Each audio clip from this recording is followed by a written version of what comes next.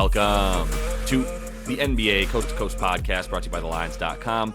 Coming to you from the West Coast, Josh Lander, joined by Nate Weitzer. He's on the East Coast, and it is late night Tuesday here after a bunch of these games are over. I believe we are down to the last game of the night there with the Lake Show and the Clippers as we covered that one. Looking for some Austin Reeves love, maybe a little bit of an under there in that game as well per Nate's call. So we'll see how we did on that one. But we've got best bets here for you in this one that we're recording pretty early, getting ahead of some of these lines with some pretty good value that I think we're getting. A bit of unknowns. We had a big trade directly, actually during our show this morning. We had Terry Rozier traded to the Miami Heat. We had the firing of the Milwaukee Bucks coach, which we'll talk about as well. So lots of fun stuff on Tuesday that happened in the NBA. But now as we look at Wednesday, also want to remind you that we have player props up as well for this 8-game slate. So like and subscribe to that page and continue to follow along all season with us. Also want you to head to thelines.com. Use everything we have up on the site right now to help you out with these NBA bets you are making this season.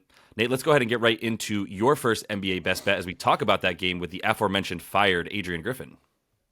Yes, and so the way I'm going to play the game here, Cavs at Bucks, is under 237. And the logic here is, we're going to go back to the way the Bucks wanted to play or have been successful, which is not these games in the 120s. Like, especially when you face a team like the Cavs, where it is knock down, drag out. And had been in their last 6 meetings between these teams, they've averaged 221. It's been at a 96.7 pace. Even though Giannis has missed the last two, he scored 45 in the previous one. That still was only 220. Donnie came right back with 36. Both guys got to the line a ton. You know what I'm saying? It's still like we're looking at around 220 under normal circumstances, under the Budenholzer regime, if you will. And now we're going to go back to some of those kind of defensive approaches in terms of like, let's take away above the break threes.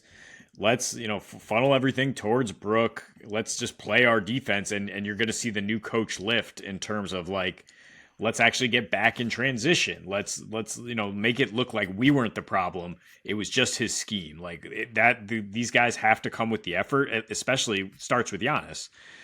Because he has, been giving Griffin the side eye, who knows what he said behind closed doors, to now pull the LeBron of getting your coach fired midseason, and you got to come back and back it up. Now, his prop at 33.5 points, but what I'm talking about is his defense and making up for the fact that they don't have Drew Holiday anymore, but as a team, they should do a good job of limiting everybody but Donovan Mitchell. The Bucks had kind of been fixing their poor 3-point defense. They're fourth on the season still. So like, it's not like they've been particularly bad. Where they had been reeling is points in the paint, fast break points. That's not what the Cavs are doing right now. In fact, they're scoring the second highest percentage of their points off threes during this 8-game win streak. Fourth lowest percentage at the line. So they're not like attacking other than Donnie. It's guys rotating around him, which is what we talked about a couple nights ago. And while the Bucks transition D has been bad, it's much better at home, and their paint defense has been much worse on the road as well. So like they still have a really good record at home. I'm not really interested in the 7-point spread though. I'm just gonna say like, look, they're not scoring like 130 plus on this Cavs team either, and their defense is gonna be much better. So I think we'll go under 237. Yeah, this is one of those games where I like don't really want to have to bet on the variance of the 3-point shooting of the Cavs.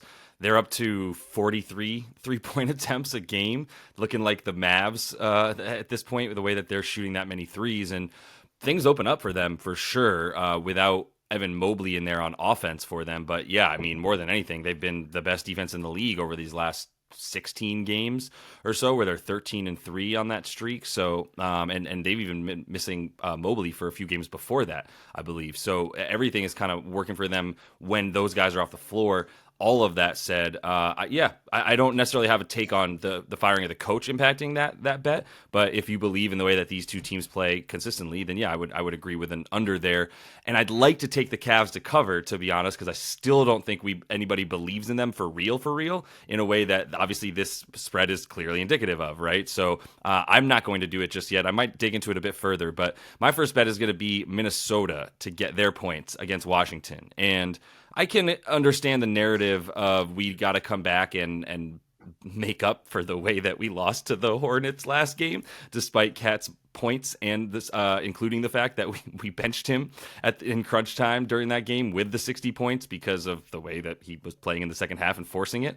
But either way, like even without that, it's just against the Zards, man. And the fact that Minnesota does tend to go over more on the road, they score 2 more points per game on the road because their defense is about 10 points worse per game on the road. And I'm not saying that like Washington is going to necessarily like be great scoring against them, but they will get out into transition, and that's the only way to score against the T-Wolves because their half-court defense has been incredible this season, led by the one Rudy Gobert. Also kind of consider Daniel Gafford under props there. He's got 9.5 points on his prop, and if Rudy's taking this seriously, and we believe in this Wolves team to take it seriously, that's much too high. The lack of respect that Books have for his rebounding is incredible. At the center with 6.5 rebound props, that's really sad when your center who's like 7'1" is getting that level of prop, but he's not really even looking to rebound. It's in part because he's swinging and at so many shots to try to block them that he ends up not being there for the rebound.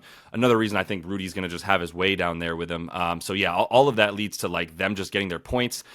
They're going to get threes if they want them. They've shot a few more on the road, and they, like I said, the more points per game coming against the worst home defense maybe ever at 125 points per game that they're giving up. I don't want to be too hyperbolic because I haven't done my research for the worst home offenses in the NBA history, but the Zards of this season there's no way there's too many worse than them. When you're giving up that many points, they are the worst, not, bottom 5, the worst at numerous categories. They give up the highest field goal percentage. They give up the most rebounds, the most assists to other teams, the most second chance points, the most points in the paint. Stop me if you see a pattern where it's just like, if you want to get to the rim, go for it. What do you think the Timberwolves are going to do? They do love second chance points. They're around the top 12 in every kind of one of those, second chance points in the paint, yada, yada, yada. So it's just everything does run down low, either Ant going to the basket or them running things through their forwards and center, or going to the corner for a 3, everywhere that Washington's vulnerable, which is everywhere. So I don't think I need to go on. Yeah, I mean, I'm right there with you, but the way I want to play this game is just the spread, minus 10.5 for the Wolves, because I think it's just as likely that they respond to this criticism from Chris Finch by locking up defensively, and in fact they have responded to each loss recently, except for the last one where they were stomping the Hornets and then they fell apart because of what Cat was doing. Yeah. Each of the last 3 losses, 27-point win in Houston, 21-point win in Orlando, 23 at home against Portland. And maybe that's why I'm off the over, because I wanted their over against Portland. And really what they did was hold Portland to 93 points. And they held Magic to 92 points. And the Rockets under 100. Like, you can take an under 110 for the Wizards in this game too. Like, that's another way to play it and get close to even money. Like, it's the Wizards offense that's broken now. Their defense has been bad, and I won't say like they're suddenly better, even though they have gone under in 6 of their last 9 games. It's because they're so bad on offense. Kyle Kuzma in 4 games since Marvin Bagley came aboard has a 97 offensive rating. He's a minus 52. Jordan Poole right there with him, 99 offensive rating, minus 42. Kuz, Gafford, Tyus, Jones, and Landry Shamet could all be traded tomorrow before this game starts. Like, honestly, they could be out the door. It's just such a tenuous situation for these guys when they're going out there. I like the underplay on Gafford because the Wiz might, pull their starters again. Like, their starters are playing just about halftime with the bench because they're just really like, the starters are almost a placeholder. Like, you could all be traded pretty soon. Sure. So yeah, it's just a situation where they're a punching bag, and the Wolves have to come back with a punch here after they embarrassed themselves. Their coach basically said disgrace the game. Cat did, so now I think they come back, and this season, averaging a 12.5 points per game margin of victory after a loss. I think that's what they can do here to cover. Yeah, I have no problem with that as well. Both of these things are likely. I went for the offense, knowing that that'll be for them. Like you said, the Wizards are the reason that the over is not hitting on offense. They're the reason, not necessarily on defense in any way, shape, or form. So let me close it out, though, with the Heat and Grizzlies game. It's one of those weird things. We don't have Jimmy Butler props as we're recording this the night before, which is kind of like, I don't know, there's Bam props up, but there's no Jimmy props up, and there's no Tyler Hero props up. It's the Heat, and no one ever knows what's going to happen with their injury report from night to morning. But with the way that things are, at least we have those Bam props, and I do like him to get 20 his points in this one because they're at 21.5. Miami, and I'm going to parlay that with the Miami money line there on DraftKings for plus 130. Bam in his last 2 versus Memphis, and look, they're both with Jimmy Butler. It's a small sample size, but it's this earlier this season and last season. He's looking at some pretty nice points there. 30 points in the last game, took Bismack and Triple J to the woodshed. Basically, both of those dudes guarded him for the entirety of the game between them, and really just gave up 16 free throw attempts, gave up 12 points in the paint to Bam, who likely would have had closer to about 20 plus points in the paint if he didn't get fouled on all those shots and get to the free throw line, where he hit 14 of his 16 free throws and is having a career season from the line. In the previous game last March, 26 points in 33 minutes, 8 free throw attempts. That's because they didn't foul him, and he got 20 points in the paint, like I was just saying, instead of getting to the free throw line and getting those. So he's just having his way down there. He's stronger than Jaren Jackson Jr. When Bismack was in there, he was able to go around him. When Xavier Tillman is in there, he's able to go around him, and that's going to be who he's facing in this one, is the combination of those two guys. Probably a lot more of Xavier Tillman, if I had to guess, just based on the way that this team has been matching up when they have both those dudes on the floor, and Triple J and Xavier Tillman. They don't really have Triple J guarding the team's other best big. They have him off of him and coming in to try to block off of his guy, right? So that's what I would expect again, and expect Bam to be all slithery from everywhere from the paint, from the top of the foul line and in. Bam's going to be a big problem for all of them. There's a possibility that Jimmy Butler just randomly sits. Then this is going to go up a couple points. We've got like Jaime Jaquez doubtful, a couple of guys like that. If we see a bunch of Haywood Highsmith and stuff like that, we're talking about Bam's usage being very, very high. Even if Jimmy is in there, he's gotten over this number both of those times with Jimmy in there. And really, the thing that I look at for Memphis is I kind of wish we would have talked about them a little bit more against Toronto last game, because Toronto has nobody down low. And that's the key. If you have somebody down low that can hang with Jaren Jackson Jr. when he's driving, and to a degree Xavier Tillman, who I think is a wildly underrated backup center in the NBA, who's getting starter minutes now, but is still a very versatile, good center. If you have somebody to bang with them, then you are going to be able to withhold them, because their guards are just chucking threes, and they are not going in. And so is Triple J, by the way, chucking threes, and they are not going in often enough.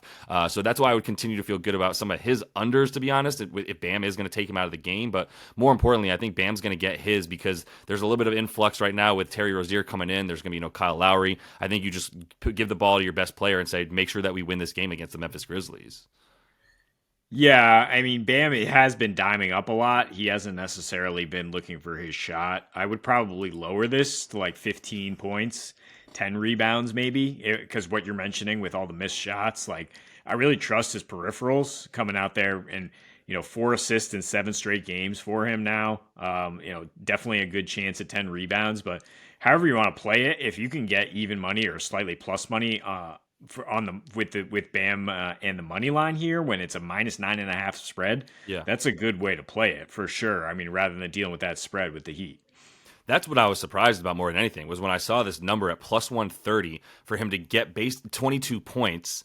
And I think 20 is still a really good number for him. Like the shots are there. I understand to a degree he's been going under a little bit. The 4 assists are nice. I want to make sure I look at the assist prop for him. Is that 4.5? Yeah, 4.5. Yeah. So like you were saying, if you want to do some sort of combo same game parlay with a couple of his props and lower them to some reasonable numbers, that's totally fine. The reason I think he'll be going for his shot is, like I said, I do think it'll be one of those things where it's like, yo, Bam, you've got the ball in your hand, go get it. And I do think he looks at the guys across the way from him and knows that he can take them one-on-one the way that he has in the last 3 games, essentially. So, but that is all the time we have for best bets in this one. Continue to follow along. Also got to play a props video up for you guys, as we do each and every weekday. So until we see you next, happy betting.